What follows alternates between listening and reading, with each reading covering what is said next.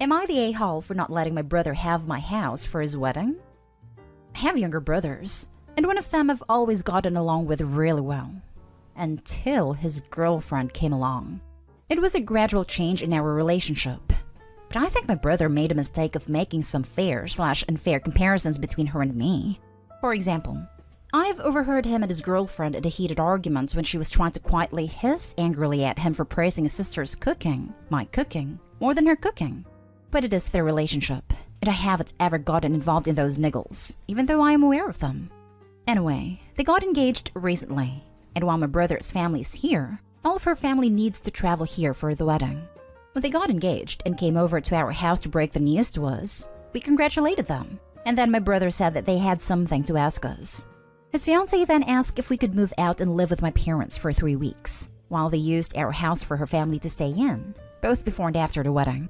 I have a lovely big house that I live in close to the city with my husband and 5 children. Plenty of rooms, pool and gardens which we have spent years establishing. My kids catch the bus to school from here, a 10-minute bus ride, and I work from home, and my husband works about 10 minutes drive away. My parents, on the other hand, live another 40 minutes away on rural acreage. And while we have stayed at their house every now and then with our children, we have never stayed more than a weekend. Anyway, after I got over the initial shock of her request, with my brother just sitting there nodding his head, I said no, it wouldn't be possible, though I would love to be able to help them with their wedding in other ways, and I suggested we could host a family gathering at ours. I tried to explain that it is not suitable for my family with 5 kids to stay with my parents for 3 weeks. We have school, work logistics, and my parents are getting older, and probably would not be able to cope with 5 noisy kids around all the time. It did not go down very well at all. My brother started angrily telling me that I was being very rude and unhelpful, and that this was only for 3 weeks and would save them a lot of money accommodating all of her family. His fiancée walked out yelling behind her, as she always knew I thought myself better than her. My brother followed her out, and my husband and I were left to sit there, in shock at what just transpired. Am I being selfish for not wanting to do what they requested and move my family out of our home for 3 weeks? Edit. I should add that my brother knows that a couple years ago, my husband, my kids, and I willingly moved out of our house and into a caravan to travel around the country for 4 months. So I can see why he would think it would be okay for us to move out for 3 weeks to my parents. He probably thinks we could have a little bit of a staycation, and my parents' property has far more space than what we had when we were traveling around in a caravan. But him not having kids yet, he doesn't understand the school/work/aging parents side of things. So yes, I reckon he could see me as being quite selfish for not wanting to give up my convenient lifestyle at a time of his choosing. Now for the top comments. Only 3 weeks? Only 5 kids? Only your home? Only for some strangers you've never met? Why aren't you agreeing immediately? That sounds so reasonable. They are entitled jackwagons. This is why hotels and Airbnb exist. Not day home. Not day home. Who knows what an entire wing of a family could do or damage while you're roughly an hour away for nearly a month? Damages they wouldn't bother helping repair because we're family now. Sounds like maybe sister-in-law lied about having a nice house, etc. with her husband-to-be. But the reality is, it's your house. Why else would they need you gone for so long, and why are they letting her family stay? To be so dismissive of the comfort of your parents, your brother's own parents, and the issue this could cost you and your children. Growing children need sleep. If you do this, they'd have to wake up more than an hour earlier to get to school and such on time. Also in some states, letting them stay for 3 weeks is legally giving them permission to be considered occupants of the house. And you need a heck of a lot of paperwork to evict multiple people. Sister-in-law's reaction to your calm refusal is also a bit suspect. Immediately accusing you of thinking so highly of yourself? I think someone's projecting. Even if they calm down and apologize, don't do it. This is a headache waiting to happen, and you offering to help them in other ways was more than enough. They're entitled. I had the same thoughts about the fiancé lying about the house. She sounds like a peach. Yes on the occupancy issue. Opie needs to check out what the local laws are to have that knowledge in her back pocket. This comment is right on it. Not today home. What the holy hell? Not today home. She has some nerve. And your brother isn't much better. If any more conversation comes up, just tell them no, and there will be no further discussion. Not today home. They ask, they got an answer.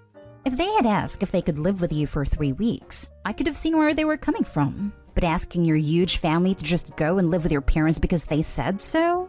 Yeah, no. Not today home. Since when is your home a hotel anyone else is entitled to use? Besides, I wouldn't do it even if your parents lived down the street. Do you know these people? How can they guarantee that your things would be respected? How are they going to pay for any damage/repairs? Next story. Am I the a-hole for walking out on a bachelorette party when I'm the maid of honor? I went to a bachelorette party in Atlantic City. After a 4-hour drive, the bride, we'll call her Melissa, could not be bothered to get out of her seat and give me a hug or introduce me to the other girls. No one made any effort to get to know me at dinner. When the bill came, the girls said we'd split it evenly, which wasn't fair to me because I don't drink alcohol, and they all ordered multiple drinks. There were 11 girls, and I didn't want to be the only one who didn't want to split the bill. So I ended up having to pay $65 for my $13 meal.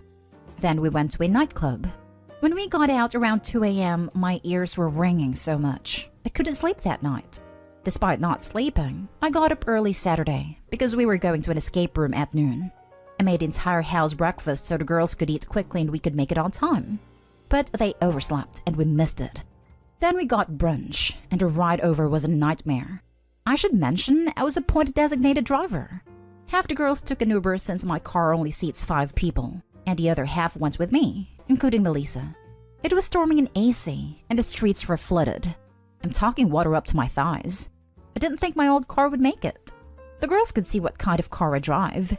I decided to complain about how they can't file their taxes jointly with their husbands because their combined income would be over $400,000, all while I chauffeured them. Not only was splitting the bill unfair to me because I don't drink, but since I was driving everyone around, I was the only one paying for gas and parking fees. They insisted on splitting the brunch bill too, so I had to pay $45 for my $15 lunch. After the rain stopped, we went to the boardwalk to do a scavenger hunt. Melissa chose the teams, and she didn't even put me on her team. I'm her maid of honor, and yet she didn't want to spend that extra time with her best friend. Then the girls wanted to get drinks on the boardwalk, where I was again excluded from conversation. I was the only quirky girl amongst sorority types. We were scheduled for a booze cruise with an arrival time of 5:30 p.m., so as it started nearing 5, I said we should get going. But the girls wanted to finish their drinks, and we had to scramble to get out of there. Again, half the girls took an Uber, and the other half went with me, but we couldn't find my car.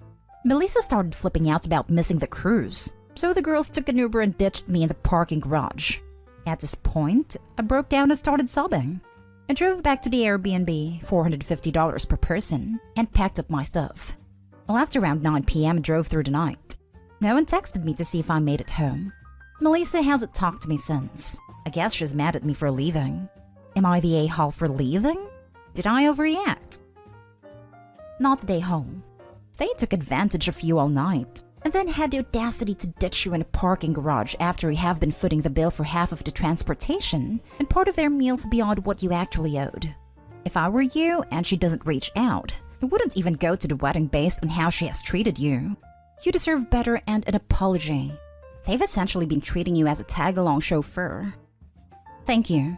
I completely agree with you. At this point, I think I will still go to the wedding though, because I already paid for my bridesmaid/maid of honor dress and my hair appointment. I may as well get the fancy wedding dinner at the very least. I'm not an entitled person at all, but so far I've gotten nothing out of this and have just been used and discarded. If you go, do your thing, and get your meal until you got all you need, then dip out. You were used and used and used. Time for you to be your own advocate.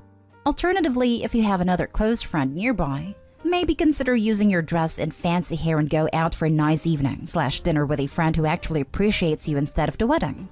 That way nothing goes to waste, and you don't have to be around people who only want you around if you can be their step stool. Not stay home. The fact that she didn't even bother to check up on you after ditching you and then having you disappear into the night shows that she doesn't really care. And this is one of those friendships where you might have just outgrown each other. Thank you for your comment. I do agree that we've outgrown each other. She's used me time and time again, and I'm finally putting my foot down. I'm just sick of this. I give so much to my friends, and people use me for my kindness and empathy.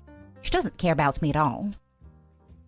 Next story is titled, Am I the a-hole for refusing to apologize to my boyfriend's vegan daughter for forcing her to eat shawarma?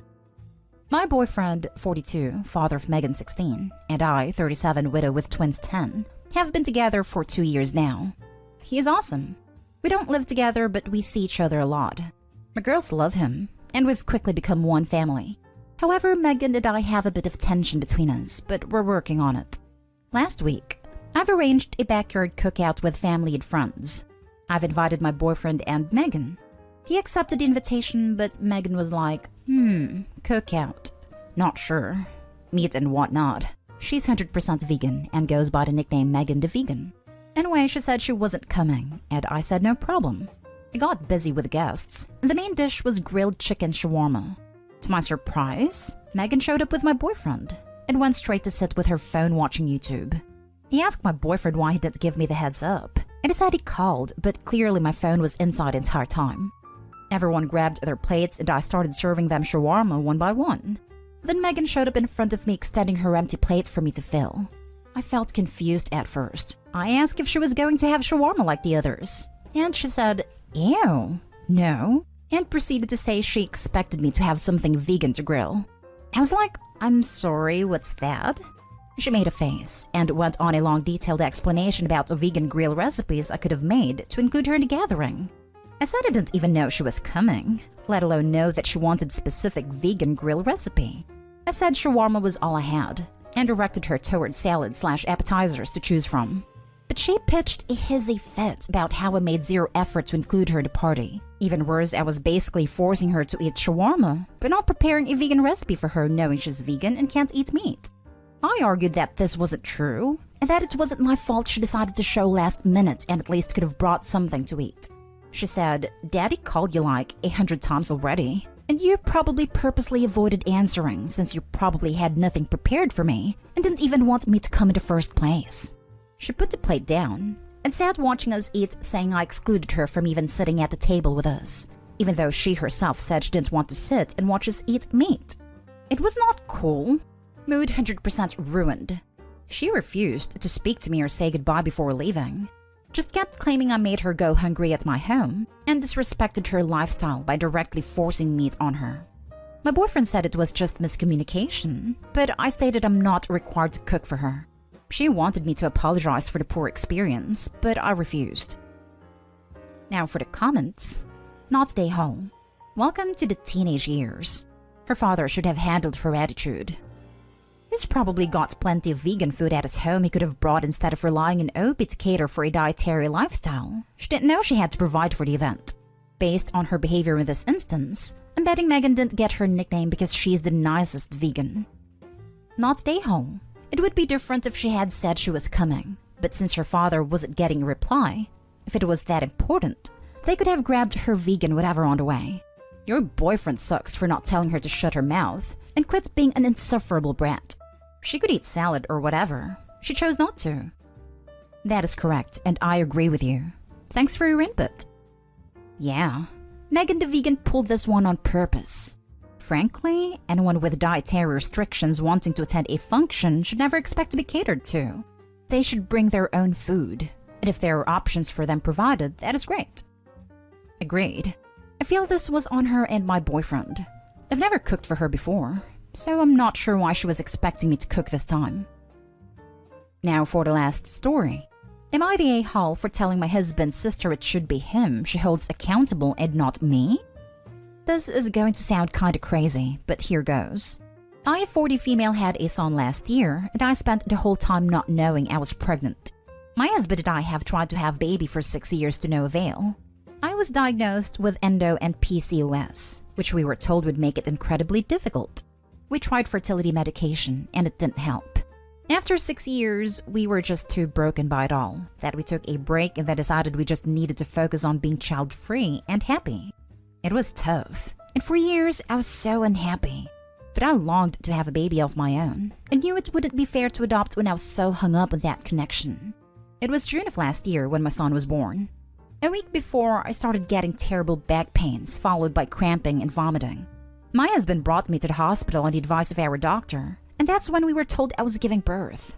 My stomach was flat, But I had no cravings, felt no movement.